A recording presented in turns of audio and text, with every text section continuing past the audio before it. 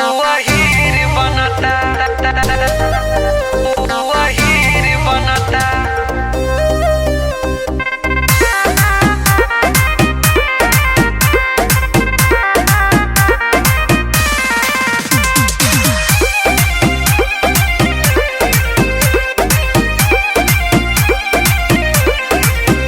केहू हीर बनता केहू वीर बनता।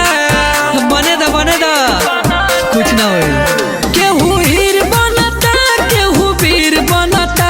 जेकर जतियो बा दूसर हुआ हीर बनता।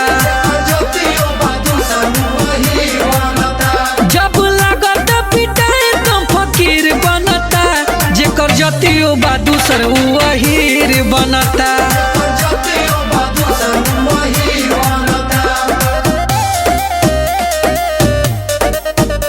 वहीर बनता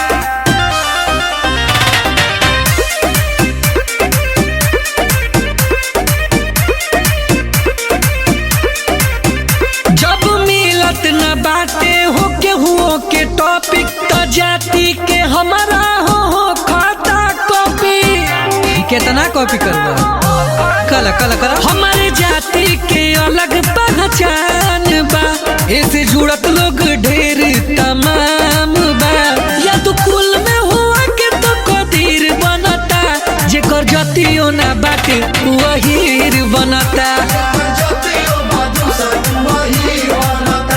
जुड़िए आप सभी का यादव परिवार में स्वागत है।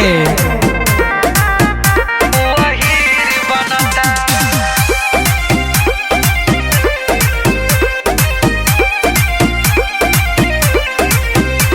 तू बन के बेचारा ले आहिर के सहारा। आधार कार्ड पे अपनी तू डालू नजारा। डाल रे फेक कुछ और रियल में कुछ और। अब तयाबो से खोल अपन पोल रे।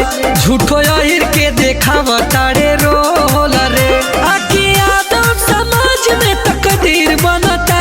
जेकर जतियो ना बाटे वहीर बनता।